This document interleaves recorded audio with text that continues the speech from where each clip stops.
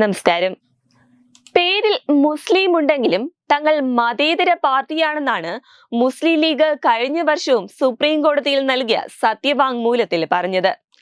എന്നാൽ ഈ മതേതര മുസ്ലിം ലീഗിന്റെ സ്ഥാനാർത്ഥി പ്രഖ്യാപനത്തിനിടയ്ക്ക് എന്താ ഒരു ശബ്ദം കേൾക്കുന്നത്? നിങ്ങൾ കേട്ടില്ലേ? ഒന്ന് കേട്ടു നോക്കൂ. കേരളത്തിൽ മലപ്പുറം ലോക്സഭാ മണ്ഡലത്തിൽ ശ്രീ ഇ.ടി. മുഹമ്മദ് ബഷീർ സാഹിബാണ്.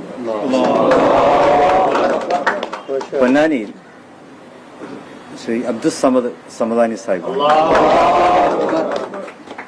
തമിഴ്നാട്ടിലെ രാമനാഥപുരത്ത് നവാസ് ഗനിയാണ്, സിറ്റിംഗ് എം പിയാണ്. അദ്ദേഹം മതേതര പാർട്ടിയായ മുസ്ലിം ലീഗ് ലോക്സഭാ തിരഞ്ഞെടുപ്പിന്റെ സ്ഥാനാർത്ഥി പ്രഖ്യാപന വേളയിൽ അല്ലാഹു അക്ബർ എന്ന് വിളിക്കുന്നതിന്റെ ദൃശ്യങ്ങളാണ് നമ്മളിപ്പോൾ കണ്ടത്. ഓരോ സ്ഥാനാർത്ഥികളെയും പ്രഖ്യാപിക്കുമ്പോൾ അണികൾ അല്ലാഹു അക്ബർ വിളികൾ മുഴക്കുകയാണ്.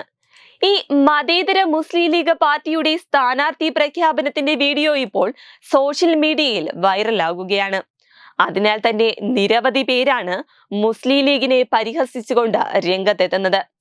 കാരണം തങ്ങൾ മതേതര പാർട്ടിയാണെന്നാണ് മുസ്ലിം ലീഗ് നാഴികയ്ക്ക് 40 വട്ടവും പറയുന്നത്. കഴിഞ്ഞ വർഷം മുസ്ലിം ലീഗ് ഇത് സുപ്രീം കോടതിയിൽ വ്യക്തമാക്കിയിരുന്നു. ലീഗ് ഉൾപ്പെടെയുള്ള രാഷ്ട്രീയ പാർട്ടികളെ നിരോധിക്കണമെന്നാവശ്യപ്പെട്ട് ഉത്തർപ്രദേശ് ഷിയ വഖഫ് board chairman Sayyid Waseem Rizvi supreme കോടതിയിൽ ഹർജി നൽകിയിരുന്നു. ഇത്തരം പാർട്ടികൾ ന്യൂനപക്ഷങ്ങൾക്കിടയിൽ വർഗീയ വിദ്വേഷം വളർത്തുമെന്ന് ചൂണ്ടിക്കാട്ടിയായിരുന്നു ഹർജി.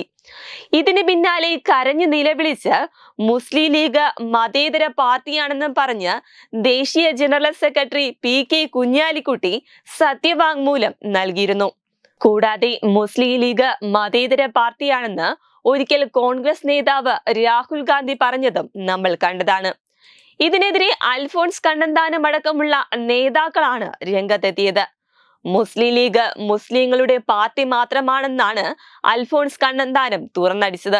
ലീഗിൽ ഹിന്ദുക്കളോ ക്രിസ്ത്യാനികളോ ഇല്ല. തീവ്രവാദത്തെക്കുറിച്ചും മതമൗലികവാദത്തെക്കുറിച്ചും ലീഗ് നിശബ്ദമാണ്. കേരളം ISISന്റെ പരീക്ഷണശാലയായിട്ട് പോലും ആ പാർട്ടി ഒരക്ഷരം മിണ്ടുന്നില്ല. പിന്നെ എങ്ങനെയാണ് ലീഗ് മതേതര പാർട്ടിയാവുകയെന്നും കാര്യങ്ങൾ മനസ്സിലാക്കാനുള്ള കഴിവ് രാഹുൽ ഗാന്ധിക്കില്ലെന്നുമാണ് അൽഫോൺസ് കണ്ണന്താനമെന്ന് തുറന്നടിച്ചത്. എന്തായാലും അൽഫോൺസ് കണ്ണന്താനം പറഞ്ഞതുപോലെ മുസ്ലിം ലീഗ് മുസ്ലിങ്ങളുടെ പാർട്ടി മാത്രമാണെന്ന് തന്നെയാണ് ഈ സംഭവത്തിലൂടെയും നമുക്ക് മനസ്സിലാക്കുവാൻ സാധിക്കുന്നത്. വെബ് ഡെസ്ക് തത്തുമൈ ന്യൂസ്.